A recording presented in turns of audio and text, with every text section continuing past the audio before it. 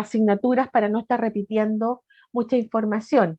Sin embargo, sí quiero decir que me voy a detener en algunas cuestiones que seguramente ustedes ya lo han visto también en otras asignaturas. Es imposible en algunas oportunidades no verlo. Bien, entonces, parto diciendo que dentro de las patologías relacionadas con la secreción ácida, se encuentran las 5 que estoy detallando en la figura, a saber, el reflujo gastroesofágico, para los cuales le he dejado un breve resumen, que es muy bueno, es breve, como lo vuelvo a repetir, pero bastante adecuado para que ustedes tengan una panorámica de lo que significa el reflujo gastroesofágico y está disponible en el aula virtual. Es un resumen hecho por académicos de la Pontificia Universidad Católica de Chile. Bien, entonces, reflujo gastroesofágico, la úlcera gastroduodenal, el uso de AINES, que es pero muy importante, ya lo vamos a ver por qué. La dispepsia funcional, es decir, ese estado de acidez constante debido a una alteración funcional del organismo de la persona. Y finalmente, el síndrome de Solinger-Ellison, que es está ligado a una hipersecreción gástrica ácida, por lo tanto, con riesgo de desarrollo de cáncer gástrico.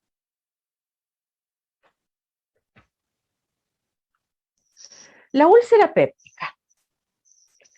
La úlcera péptica se produce por fisura de la mucosa que recubre el tubo digestivo.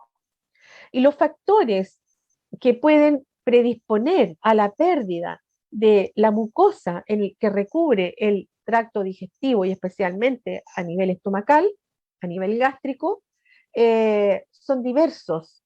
Entre otros, el uso de AINES, que está mucho más, que en términos de prevalencia es bastante alta debido al alto uso, no solamente por indicación, sino que por automedicación del uso de los AINES, como ya mencionaba. El epitelio gástrico, entonces, secreta, y esto ustedes lo tienen que saber, varias sustancias, dentro de las cuales no solo se va a encontrar el ácido clorhídrico secretado desde las células parietales del estómago, sino que también enzimas digestivas que se originan a partir de células pépticas y moco desde las células secretoras del moco. Además, lo otro importante destacar es que el ácido y las enzimas van a convertir el alimento en quimo y de hecho la principal función del estómago, como ustedes recordarán, es transformar el alimento consumido en el bolo alimentario, que es el que va a permitir después del vaciado gástrico la absorción de los nutrientes contenidos en los alimentos.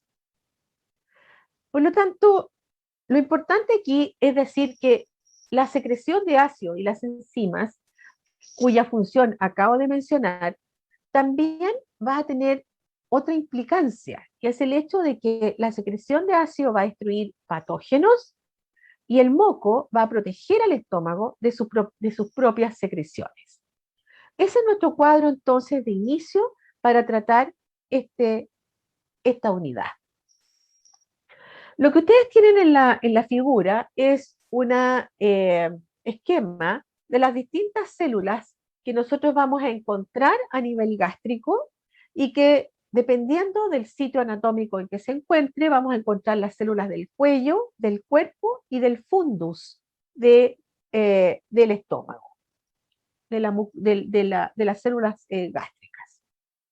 El epitelio, perdón, en el cuello nosotros vamos a encontrar un epitelio con estas características. Yo no sé si ustedes alcanzan a darse cuenta que a pesar de ser un esquema de lo que son las células que nosotros vamos a encontrar a nivel de la musculatura gástrica, de las células gástricas, perdón, estas van cambiando de forma.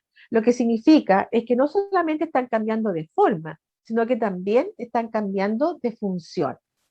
Por lo tanto, en la zona del cuello nosotros vamos a encontrar un epitelio superficial, mucoso, que tiene estas características y que se encarga de secretar el moco, pero también bicarbonato y agua. Y también en esta zona va a estar vinculada la síntesis de prostaglandina E2, que es la prostaglandina que es responsable de la vasodilatación y del equilibrio entre el bicarbonato y el agua para mantener a nivel gástrico, y no solo a nivel gástrico, sino que posteriormente a nivel intestinal, ¿no es cierto?, el debido equilibrio en cuanto al pH. En cuanto a la zona del cuerpo, nosotros vamos a encontrar básicamente dos tipos de células. Las células parietales, que tienen estos pequeños dientecitos y que se responsabilizan de la secreción de ácido clorhídrico y de factor intrínseco, que me interesa que ustedes lo revisen, perdón, lo recuerden, porque vamos a volver a las células parietales en un par de minutos más.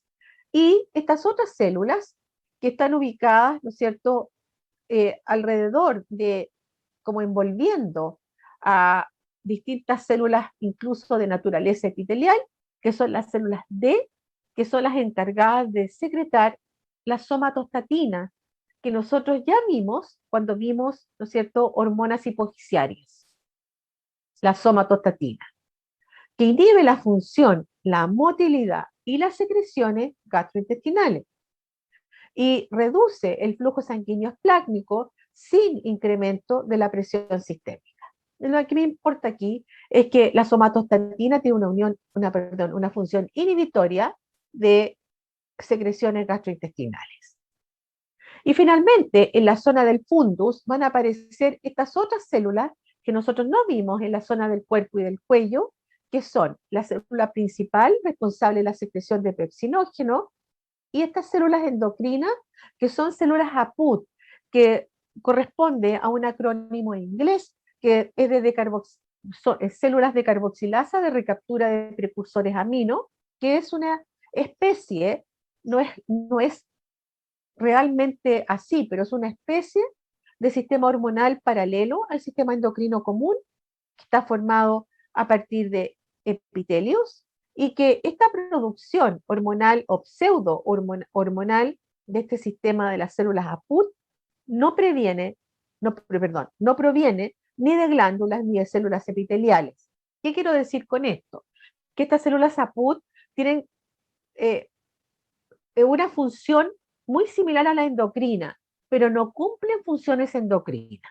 De todas maneras, lo que a mí, después lo voy a volver a tocar en otra parte de la clase, lo importante aquí es que tenemos tres zonas dentro de las células gástricas, la zona del cuello, del cuerpo y del fundus, que van a jugar un rol importante dependiendo, ¿no es cierto?, de cuál va a ser el tipo de secreción que de estas células va a originarse para cumplir una función determinada a nivel gástrico.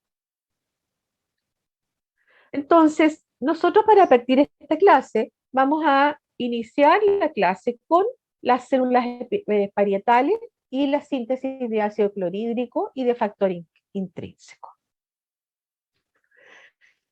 Sabemos que cuando existe una hipersecreción gástrica, es decir, un aumento especialmente de la síntesis, de la secreción de ácido clorhídrico, vamos a tener el riesgo de desarrollo de úlceras pépticas, incluso de úlceras gastroduodenales, que también eventualmente pueden llegar a tocar al duodeno, no solamente al estómago.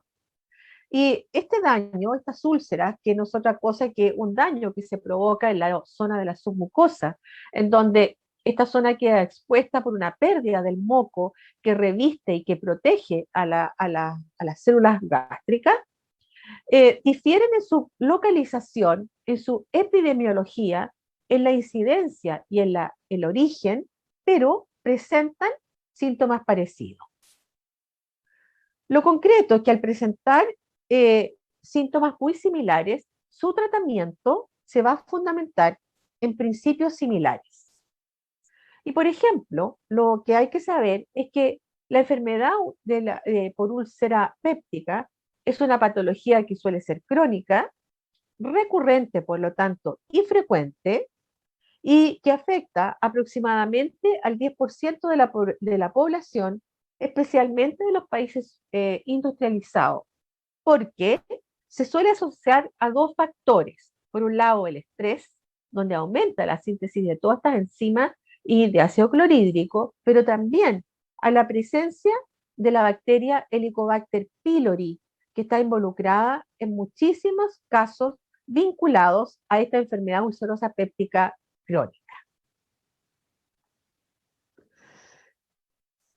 Dicho esto entonces, los factores protectores que tiene el estómago para, valga la redundancia, proteger, ¿no es cierto?, aislar a estos factores de daño, va a ser principalmente la barrera mucosa, que suele tener aproximadamente 5 milímetros de espesor y que constituye la matriz en la que se secreta bicarbonato, el que va a tener, por otro lado, un efecto amortiguador del pH a nivel gástrico para mantener el pH correspondiente, que dicho sea de paso, es un pH aproximadamente igual a 2. Por otro lado, dentro de los factores protectores también tenemos el epitelio de la superficie y las prostaglandinas.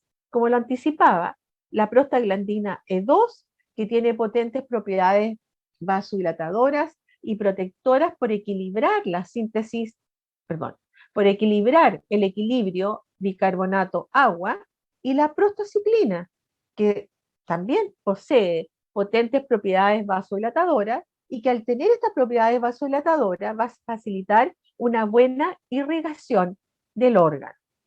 Ambas son sintetizadas por la mucosa gástrica y se cree que ambas ejercen esta acción citoprotectora por un aumento del flujo sanguíneo hacia la mucosa debido a sus propiedades vasodilatadoras.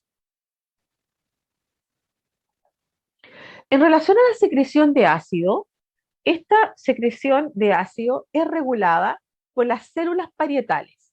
Ya lo anticipaba, ¿no es cierto? Las células parietales son las responsables de la secreción de ácido clorhídrico y son las células que miran, las células gástricas, que miran hacia el lumen del estómago. Se encuentran ubicadas en esa zona. La regulación de la secreción ácida por parte de las células parietales es un proceso muy importante y es uno de los objetivos farmacológicos más importantes para la regulación de la hipersecreción ácida. ¿Por qué son tan importantes estas células parietales? Porque poseen bomba de protones exclusiva de las células parietales. Esta bomba se encarga de catalizar el intercambio de protones intracelulares por iones potasio extracelulares, generando de esta manera la secreción de ácido, como por ejemplo de ácido clorhídrico. Ya lo voy a ver un poco más adelante cuando veamos la aproximación farmacológica. Esta secreción de ácido clorhídrico es controlada por 3 receptores principales de la membrana vasolateral de la célula parietal. Es decir, ya lo decía, las células parietales, ¿no es cierto?, son las que se encuentran ubicadas mirando al lumen del estómago. Y obviamente que tienen que estar ubicadas de esta manera para que cumplan su rol de secreción de ácido clorhídrico. Pero de estas células parietales, la membrana vasolateral, es decir, la que se opone a la cara que mira hacia el lumen intestinal, es la responsable, ¿no es cierto?, dentro de los receptores que vamos a encontrar, de contener receptores de gastrina, ¿no es cierto?, en la membrana vasolateral, receptores de histamina del subtipo H2 y receptores de muscarina, tanto del subtipo M1 como del subtipo M3. Ya con esta descripción, aquí podemos ya ir, ¿no es cierto?, aproximándonos y visualizando dónde van a estar nuestros blancos farmacológicos al momento de querer regular la secreción de ácido en el estómago. La gastrina, o los receptores de gastrina más bien, responden a gastrina, que es secretada por las células gástricas del antro gástrico. Los receptores H2, el subtipo H2, responden a histamina, la que es secretada por las células paracrinas del tipo enterocromafines adyacentes a las, aquí falta una L, a las células parietales. Y finalmente, los receptores muscarínicos del subtipo M1 y M3 Se encuentran ubicados en las células parietales respondiendo a la acetilcolina liberada desde la vía vagal, ¿no es cierto? Que el nervio vago es el que va a estar inervando la gran mayoría de los órganos y tejidos periféricos de nuestro organismo. En resumen, entonces, dicho lo que acabo de mencionar, aquí tenemos nuestra zona, aquí vamos a tener la zona del lumen gástrico. Aquí vamos a tener la mucosa, ¿no es cierto?, que recubre el tejido gástrico, y al interior nosotros vamos a encontrarnos con las células parietales que, como había dicho, en su cara vasolateral vamos a encontrar receptores de gastrina, receptores H2 y receptores muscarínicos del subtipo M1 y M3, pero también vamos a encontrar desde el endotelio que, eh, bueno, vamos a encontrar receptores de prostaglandinas, no sé, más que el endotelio, no quería hablar de eso todavía, receptores de prostaglandina que van a responder a la presencia de prostaglandina E2. Veamos entonces el detalle de estos factores que influencian la secreción gástrica y el desarrollo de úlceras gástricas, que es lo que finalmente debemos tratar de evitar con la hipersecreción gástrica. Bueno, dijimos entonces que estas células parietales, la cara que mira hacia, que es la cara apical, que mira hacia el lumen intestino, el lumen gástrico, perdón, contiene esta bomba de protones, que lo que hace es intercambiar protones por potasio, generando entonces la formación de ácido clorhídrico, acá, que va a ser secretado hacia el lumen intestinal. ¿Y para qué? Para que el estómago cumpla el rol digestivo que tiene sobre el alimento digerido para formar el bolo alimentario que por vaciado gástrico va a llegar al intestino y va a permitir entonces la absorción de los nutrientes contenidos en el alimento. Bien, entonces cuando tenemos los estímulos apropiados, ni siquiera voy a mirar todavía la presencia del Helicobacter pylori, la bacteria, lo que nosotros vamos a encontrar es que la gastrina liberada de las células del antro gástrica van a ir a estimular, van a ir a interaccionar con receptores de gastrina ubicada en la cara vasolateral de las células parietales gástricas. Y tiene un rol estimulatorio, de modo que si seguimos la flecha, la interacción de gastrina con su receptor en la cara vasolateral, las células parietales, va a estimular la actividad de la bomba de protones para formar ácido clorhídrico. Esta misma gastrina también puede interaccionar con receptores de gastrina ubicados en los mastocitos, de modo que al generar la interacción y el complejo va a estimular a los mastocitos a la secreción de histamina. Esta histamina va a interaccionar con los receptores H2, estimulando a su vez la formación de ácido clorhídrico por parte de la bomba de protones.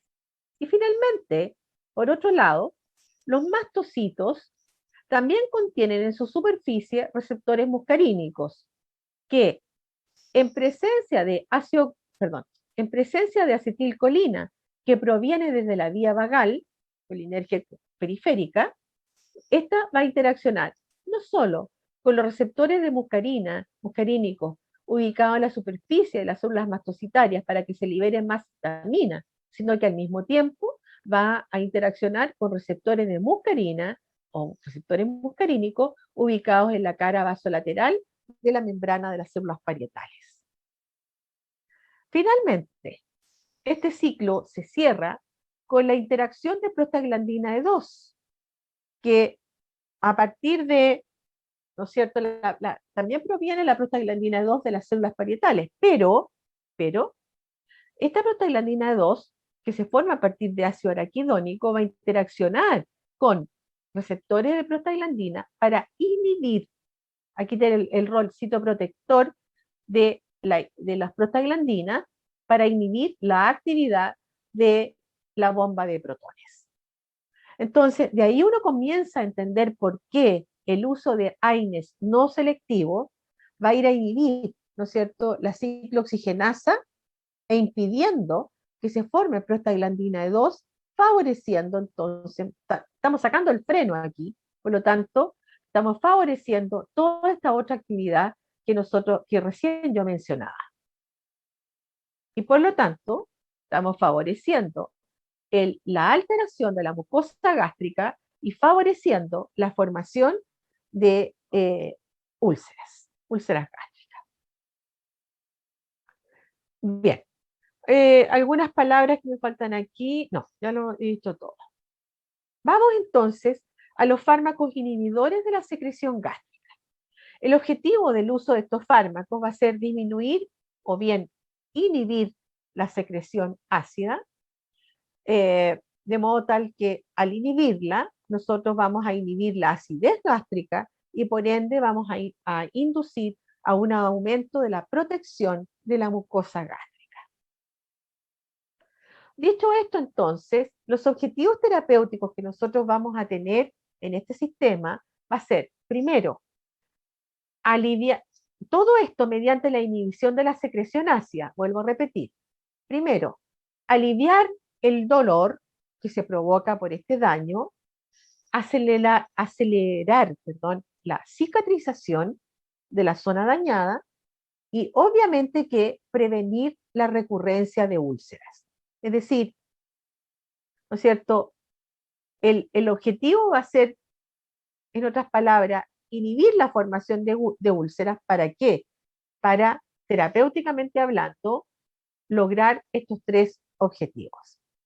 Y para lograr estos tres objetivos vamos a tener tres aproximaciones terapéuticas que van a actuar en distintos niveles. Primero, reducir las fuerzas agresivas. Y cuando nosotros hablamos de reducir las fuerzas agresivas, no estamos mencionando la inhibición de la producción de ácido. El segundo nivel es erradicar Helicobacter pylori si la causa de la formación de la úlcera es debido a la presencia de Helicobacter pylori.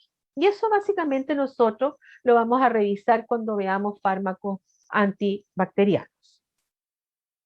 Y por último, la otra aproximación terapéutica que puede ir en conjunto con los anteriores es aumentar la protección de la mucosa gástrica.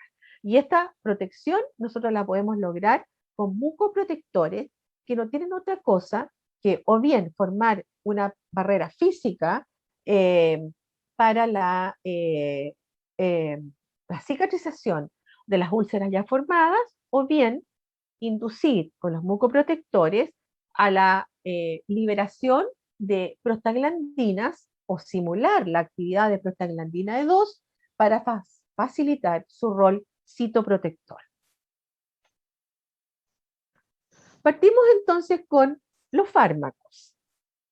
Si estos son los objetivos, nosotros vamos a partir entonces con el primero, que es reducir la producción de protones, es decir, de ácido. Profesora, Aquí tenemos, disculpe. sí, por supuesto, dígame nomás. O sea, fuera del ámbito farmacológico, ¿no hay como una opción un poco más agresiva, por decirlo? Por ejemplo, en caso de una úlcera ya que sea demasiado recurrente, por ejemplo, tomar el paciente, internarlo y privarlo de alimentos solamente con suero salino y de glucosa para mantenerlo, cosa de que el estómago no tenga necesidad de producir ácido para que pueda cicatrizar bien. ¿O es muy A ver, animal lo que estoy diciendo? no, Manuel, no. Mira, lo que pasa es lo siguiente, que cuando tú tomas en la medida que tú manifiestas, eh, a ver, el alimento tiene una función muy importante, porque en el fondo, gracias al alimento, tú tienes la acción del ácido clorhídrico. Entonces, frente a estas situaciones de hipersecreción, ¿qué es lo que tú tienes? Que hay hipersecreción a pesar del alimento. Es decir, tú puedes no estar consumiendo alimento y tener igual una hipersecreción gástrica. Ahora, hay factores que se vienen arrastrando, todo lo que tú quieras, pero si tú le quitas el alimento a la persona, a la larga, en el tiempo, y ni siquiera en tan largo plazo, tú generas más un daño que un beneficio. Es más, para responder tu pregunta, voy a adelantarte algunas cuestiones.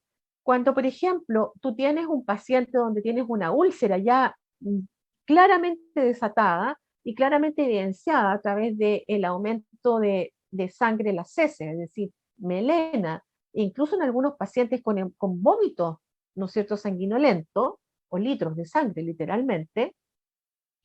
Bueno, tienes obviamente que abordarlo con un tratamiento de emergencia, pero a la larga, ¿qué es lo que tú quieres? Primero, cicatrizar la úlcera, y la cicatrización de la úlcera tú la vas a lograr con mucoprotector.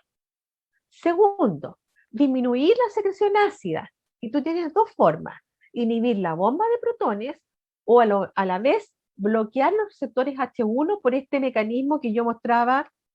Perdóname, déjame volver atrás, que yo mostraba aquí en esta diapositiva. Y junto con aquello, tú tienes que, me refiero a dar el mucoprotector, inhibir la bomba de protones, entregar alimento a la persona que juegue un rol protector a sí mismo a nivel gástrico, no quitarle alimento. ¿Y qué alimento le vas a indicar? Rico en almidón. Arroz cocido, papa cocida, nada, obviamente que nada frito, nada que sea irritante, papa cocida, zapallo cocido del tipo camote, es decir, que vaya potenciando todas las otras medidas farmacológicas que tú tienes, pero de ninguna manera suspenderle el alimento. No sé si respondo a tu pregunta, Manuel. Primero, profesora, soy Nicolás, pero sí me respondió, Ah, muchas gracias. perdona, Nicolás, disculpa, pensé que era Manuel. Ya. Es que como estoy viendo mi pantalla, creí haberte visto ya. Discúlpame, pero me entendiste, ojalá. ¿Ya? Ok, entonces, lo que sí corresponde es la suspensión de todo tipo de alimentos y de todo tipo de consumo de sustancias irritantes. Alimentos condimentados, ricos en ají u otras especias, eh, frituras, alcohol, todo lo que tú te puedas imaginar, que es irritante, obviamente, y que potencia lo que yo acabo de mencionar. Dicho esto, entonces, vamos a tener el tratamiento farmacológico. Y el tratamiento farmacológico fundamentalmente se basa en inhibir la actividad de la bomba de protones, puesto que si ustedes inhiben la bomba de protones, no vamos a tener secreción gástrica de ácido clorhídrico.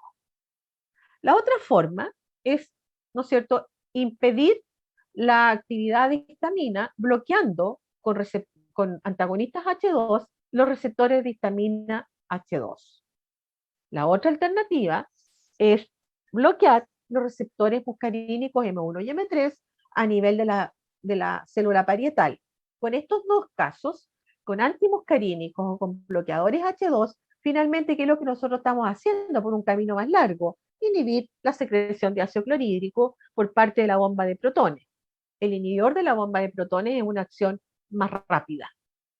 Y finalmente, la otra alternativa es que nosotros indiquemos prostaglandinas que son símiles de, ¿no es cierto?, análogos de prostaglandina E2, para que esta prostaglandina ejerza su efecto citoprotector, inhibitorio de todo este proceso, para disminuir la actividad secretora de ácido clorhídrico de la bomba de protones, o al menos equilibrarla. Dicho esto, entonces, los fármacos utilizados en las condiciones de hipersecreción gástrica antes mencionadas van a ser los antimicrobianos, que yo voy a tapar, puesto que lo vamos a ver en la clase de antimicrobianos, pero amoxicilina, claritropicina, metronidazol, tetraciclina y sales de bismuto, que tienen propiedades también antimicrobianas muy débiles, pero cumplen un doble rol. Y cuando veamos antimicrobianos, antibacterianos en particular, vamos a ver que estos fármacos suelen estar asociados entre sí para potenciar el efecto inhibitorio sobre el Helicobacter pylori, cuando sea una úlcera debido a la presencia del Helicobacter pylori, lo cual requiere el ensayo, ¿no es cierto?, el examen de saber si el paciente es Helicobacter pylori positivo. Cuando no se presenta una úlcera debido a la presencia de Helicobacter pylori, nosotros vamos a utilizar, como ya dije, bloqueadores H2, inhibidores de la bomba de protones, antiácidos, análogos de prostaglandinas y protectores de la mucosa gástrica. Yo principalmente me voy a detener en estos dos primeros grupos, algo en análogos de prostaglandina, y respecto de antiácidos y protectores de la mucosa gástrica, yo se lo he dejado a ustedes en la clase para que lo revisen, porque esto la verdad es que no requiere ningún tipo de dificultad para su comprensión. Entonces aquí es donde yo me voy a centrar para partir esta parte de la clase. Profe, Sí, por supuesto, dígame. esos los últimos que dijo son los que no tienen que ver con el Helicobacter pylori.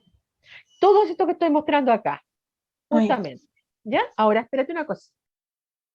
Espérate, me decía tu pregunta para esto. Desde el punto de vista de la infección bacteriana por el Helicobacter pylori, nosotros primero tenemos que abordar el Helicobacter. Y para abordar el Helicobacter vamos a tener combinación de más de uno de estos que están aquí mostrados. ¿Ya? Pero al mismo tiempo, estas combinaciones de antimicrobiano, antibacteriano, se suelen asociar con inhibidores de la bomba de protones para reducir la actividad ácida de la bomba de protones. Y ahí aparecen, por ejemplo, el omeprazol, el esomeprazol, el lansoprazol y el pantoprazol, que son los fármacos inhibidores de bomba de protones que normalmente los vamos a ver asociados a estos que están acá para el tratamiento de la infección por Helicobacter. Espero haberte dejado clara la pregunta. sí, profe, gracias. De nada. Bien. En resumen, entonces, los antihistamínicos, yo ya lo explicaba, ¿no es cierto? Van a bloquear receptores, se me perdió aquí, receptores de histamina, que son receptores que están vinculados a la actividad de una proteína G estimulatoria, y que entonces, al activarse, se forma y activar una denilatoxiclasa, se va a formar AMP cíclico como segundo mensajero, lo que va a desencadenar una cascada de fosforilaciones que van a llevar a ¿qué? A la activación de las proteínas que forman parte de la bomba de protones, estimulando la secreción ácida. Este tipo de fármacos anti-H2 suprimen aproximadamente el 70% de la secreción ácida en 24 horas, durante 24 horas. Es decir, tienen una eficacia bastante alta y lo más importante, especialmente la ranitidina, que es la de acción corta, ¿cierto? Versus famotidina, que es más bien para tratamiento de mantención, en las primeras dosis ya al menos, ¿no es cierto? Por este mecanismo que yo acabo de bloqueo que acabo de mencionar, vamos a inhibir la secreción ácida. Y tiene una acción que dura 24 horas. Estos fármacos inhiben predominantemente la secreción basal de ácido, es decir, la secreción normal, no la sobreestimulada, lo que explica su eficacia en la supresión de la secreción nocturna de ácido. De estos fármacos en Chile, hoy en día tenemos registrados los dos que estoy señalando, dado que por una parte simetilina ya en ninguna parte del mundo se utiliza, aunque es el fármaco madre que da origen a todos los otros derivados, por sus potentes propiedades inhibitorias enzimáticas, lo que trae como consecuencia una alta probabilidad de interacciones farmacológicas con graves consecuencias desde el punto de vista clínico. Por esa razón, al menos en Chile, nosotros tenemos ranitidina y famotidina, nizatidina no está registrada en nuestro país. Ranitidina de una farmacocinética más bien de acción corta, vía media corta, versus famotidina de una farmacocinética con vía media un poco más larga, lo que permiten dosis de mantención. ¿Alguna pregunta? Bien. En resumen, entonces, aquí tenemos las características farmacocinéticas de los anti-H2 que yo acabo de mencionar. Estoy destacando las características que tenía la cimetidina, que ya no está utilizada. Fíjense los rangos de biodisponibilidad, estos se administran por la vía oral. Eh, Bastante variables, en general variables para cualquiera de estos derivados, debido a que está muy condicionada la absorción por diversas condiciones de nuestro organismo y de la propia fisiología del paciente y su condición para la cual está administrándose estos derivados. Ojo, porque estos derivados, a pesar de que no lo dije, como están bloqueando receptores de histamina a nivel de a nivel de la célula parietal, estos fármacos tienen que absorberse, no tienen una acción local, se absorben por la vía sistémica para poder llevar, ¿no es cierto? Perdón, para poder llegar a bloquear los receptores histaminérgicos del subtipo H2 en la cara vasolateral de las células parietales. Estos fármacos atraviesan barrera placentaria y presentan excreción por la leche. Por lo tanto, estos fármacos no están indicados en mujer embarazada ni en mujer nodriza. Esto es importante saberlo, especialmente porque en la mujer embarazada, debido al aumento al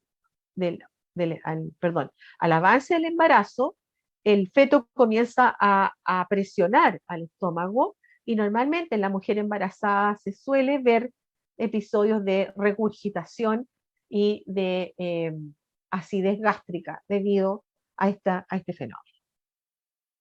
Entonces, si metidina no está, nosotros nos quedamos solamente con estos dos que son los que a mí me interesa que ustedes lo recuerden.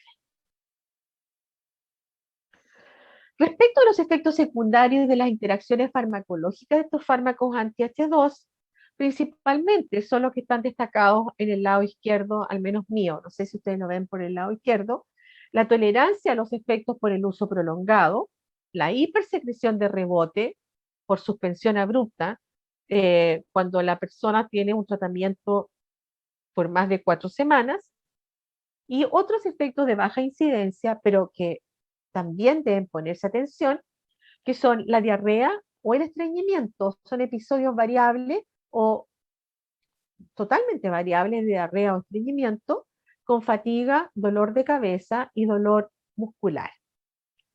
Aquí hay unos elementos que me interesa señalar en cuanto a los efectos secundarios. Por ejemplo, en general con todos estos fármacos se desarrolla tolerancia. Con con los fármacos que actúan sobre receptores en general, y en este caso, receptores H2. Por lo tanto, la acción que inicialmente para nosotros era eficaz en términos de los objetivos terapéuticos, deja de serlo con tratamientos prolongados. ¿Qué es lo que me está diciendo esto? Que nosotros no podemos hacer uso y mal uso de estos tratamientos porque con la prolongación de su tratamiento, finalmente no solo vamos a desarrollar tolerancia, sino que además, si suspendemos abruptamente el tratamiento por un fenómeno de rebote, ¿no es cierto? ¿Qué es lo que vamos a tener?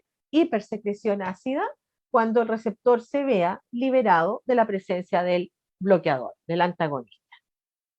Y con todos estos fármacos que actúan a este nivel, no solamente con los anti-H2, podemos encontrar alteraciones gastrointestinales que son propias de la acción sobre el tejido sobre el cual están actuando, que es el tejido gastrointestinal. Lo otro importante respecto de los anti-H2 es que si bien la cimetidina era la que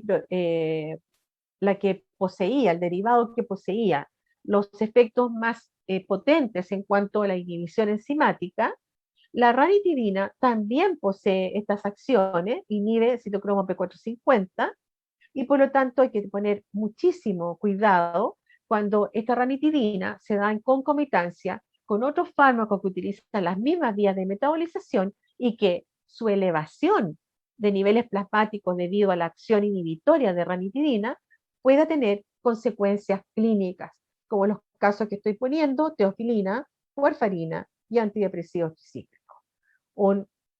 Básicamente un broncodilatador, un anticoagulante oral, antagonista de vitamina K y un antidepresivo tricíclico que sabemos que son fármacos con alta probabilidad de eventos adversos. Lo otro importante de señalar es que toda vez que nosotros, porque al estar bloqueando los receptores H2, a la larga, por el camino largo, como lo dije, estamos disminuyendo la actividad de la bomba de protones. Y disminuir la actividad de la bomba de protones implica que aumenta el pH del estómago, aunque sea un poco, pero lo concreto es que lo aumenta. Y lo que tenemos que tener claro entonces es que existen fármacos que para su absorción finalmente en el tracto gastrointestinal requiere del pH ácido del estómago, que es el caso de los azoles, estos antifúngicos del tipo azol. Como ejemplo, el ketoconazol, cuyo aumento del pH debido a la acción de los anti-H2 reduce la absorción por la vía oral de ketoconazol. Bien, yo creo que es el momento, déjenme ver, voy a suspender, o sea, perdón, voy a detener la grabación. Recording stopped. ¿Alguna pregunta? Podemos seguir entonces para parar después que terminemos los inhibidores de la bomba de protones. Seguimos entonces.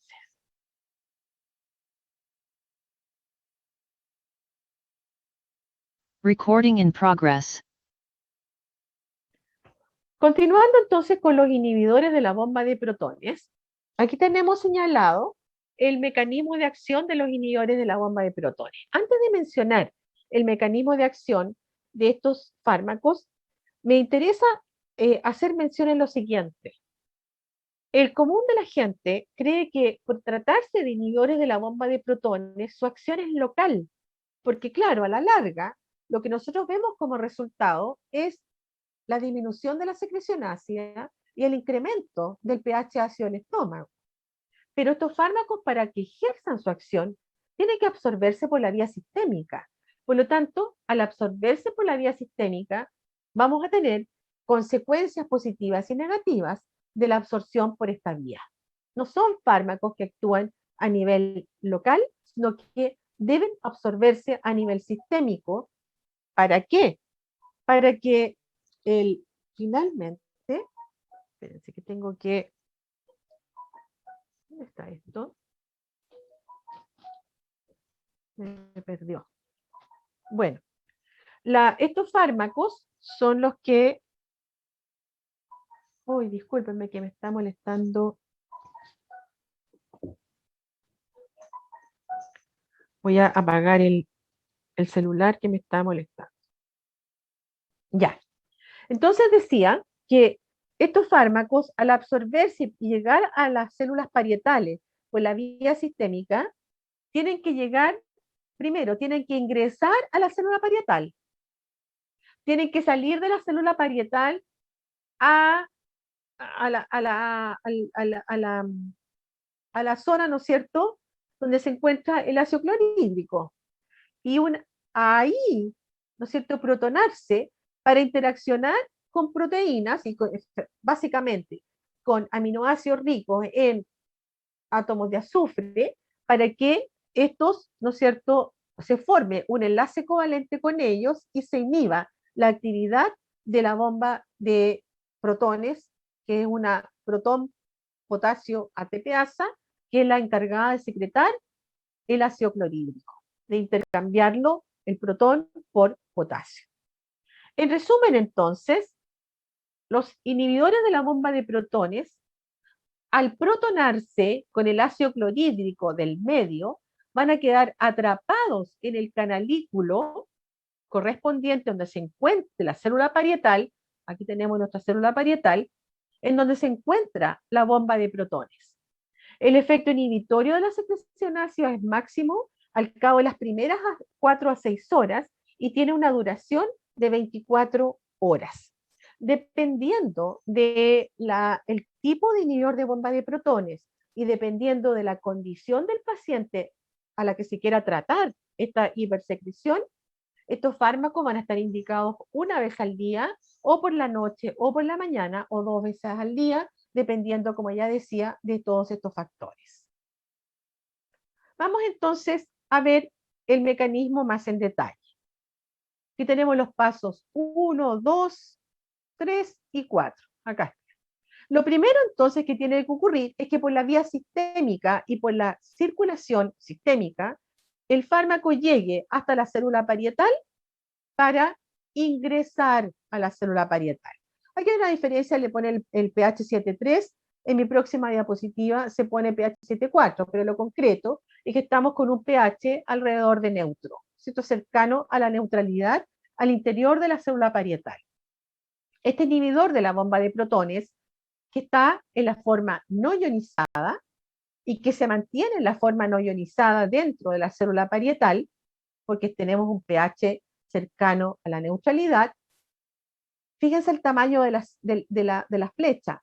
Por gradiente de concentración sale a través de la membrana apical de la célula parietal hacia la zona, ¿no sé, donde tenemos el ácido clorhídrico, hacia el lumen, ¿ya?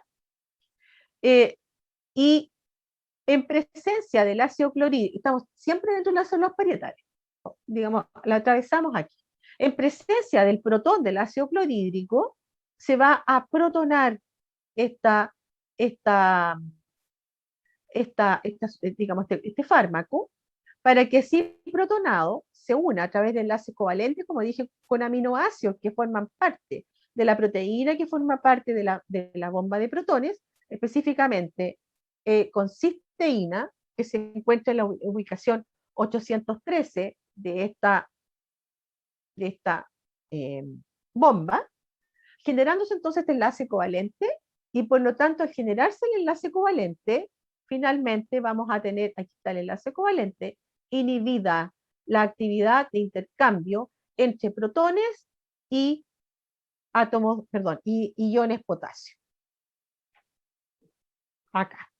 Entonces, la clave está en esta protonación que no tiene, porque las células apicales, chicos, y eso es lo que a mí me interesa llamar la atención, ustedes no la encuentran inmediatamente dispuestas hacia el estómago. Vamos a tener células que están cubiertas por el moco, etcétera, la cara, ¿no es cierto?, cada una de las estratos celulares, y lo concreto es que, déjenme ver, me voy a permitir devolverme para que sepan de lo que yo estoy hablando. En esta zona están las células parietales, la que mira hacia el lumen propiamente tal, en la zona del cuello, todo hacia adentro, ¿se fijan?